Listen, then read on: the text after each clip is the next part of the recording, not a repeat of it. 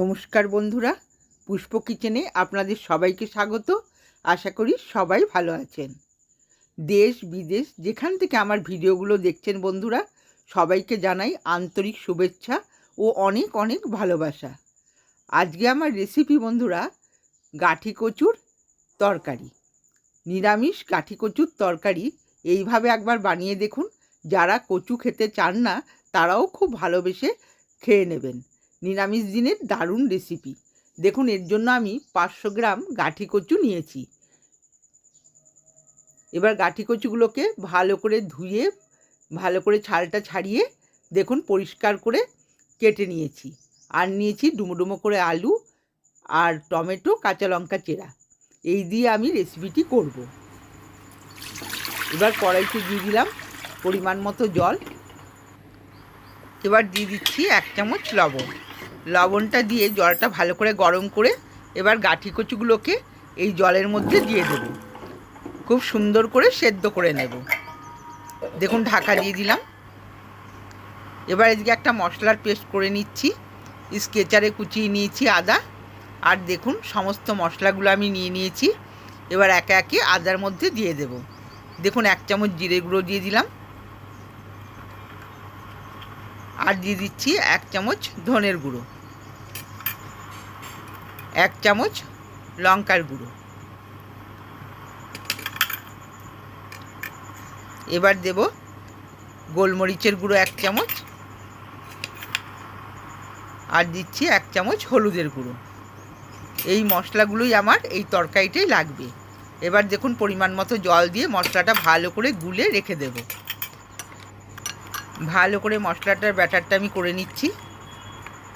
এটাকে 10 মিনিট বন্ধুরা রেখে দেব, তাহলে বাটা মশলার মতো স্বাদটা হবে, খেতেও দারুণ লাগবে। দেখুন মশলাটা হয়ে গেছে। এবার ঢাকা দিয়ে আমি রেখে দিচ্ছি। কচুটাও আমার সেদ্ধ হয়ে গেছে। দেখুন কি সুন্দর সেদ্ধ হয়েছে। এবার কচুগুলোকে একটা বাটিতে আমি জল নিয়েছি, ঠান্ডা জল, জলের মধ্যে আমি দিয়ে দিচ্ছি। এদিকে আমি লবণ দিয়ে সেদ্ধটা করেছি, খুব সুন্দর সেদ্ধ হয়ে গেছে। আর জলের মধ্যে দিয়ে ভালো করে আমি ধুয়ে নেব। এতে করে এই কচুর মধ্যে যে পিচ্ছিল ভাবটা থাকে সেটা কেটে যাবে, আর কচুটা খুব পরিষ্কার হয়ে যাবে। দেখুন আমি সুন্দর করে জলের মধ্যে ডলে ডলে ধুয়ে নিচ্ছি। কচুগুলো দেখুন কত পরিষ্কার হয়ে গেছে। এবার আমি জলটাকে ভালো করে ছেঁকে তুলে নেব। কড়াইতে দিয়ে দিলাম সর্ষের তেল। এবার আলুগুলোকে লাল লাল করে সুন্দর করে ভেজে নেব। সব আলুগুলো আমি কড়াইতে দিয়ে দিলাম। ভালো করে একটু নেড়ে চেড়ে দেব।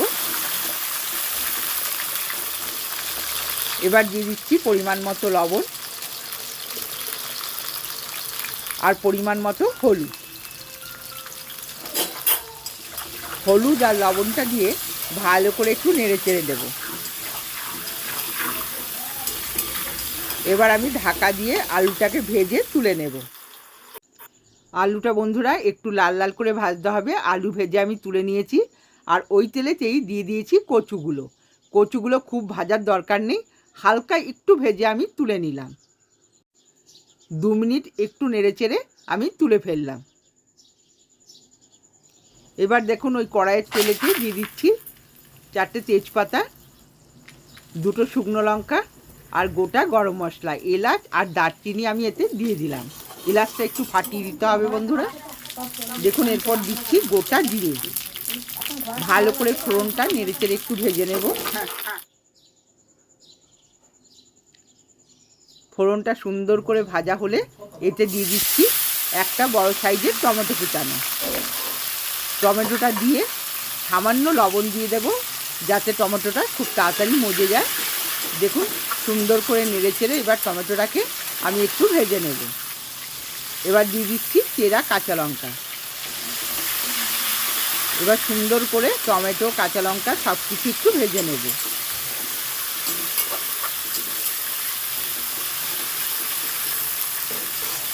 টমেটোটা আপনারা পেস্ট করেও দিতে পারেন। এবার দিচ্ছি যে মশলার পেস্টটা আমি করে রেখেছিলাম মশলার পেস্টটা দিয়ে দিলাম।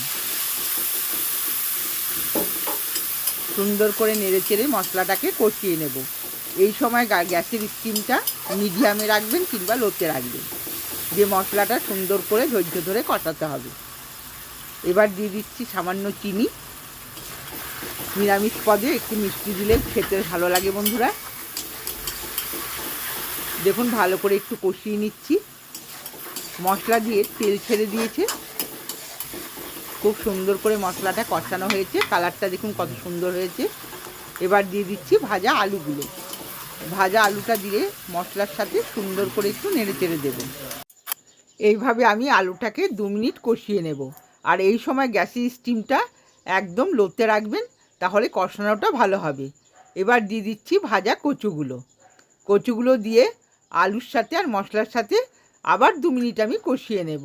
একটু ধৈর্য ধরে রান্না করলে বন্ধুরা কচুর তরকারিও অসাধারণ খেতে হয়। যারা কচুর তরকারি পছন্দ করেন না তারাও খুব ভালোবেসে খাবে। এবার দেখুন দিয়ে দিচ্ছি পরিমাণ মতো গরম জল। গরম জলটা দিয়ে ভালো করে নেড়ে চেড়ে আমি ঢেকে ফুটিয়ে নেব 3 থেকে 4 মিনিট। আমার আলু কচু সবই সেদ্ধ হয়ে গেছে। এবার আমি 3-4 মিনিট একটু ফুটিয়ে নেব। দেখুন ঢাকা দিয়ে দিচ্ছি, ঢাকা দিয়ে আমি ফুটিয়ে নেব।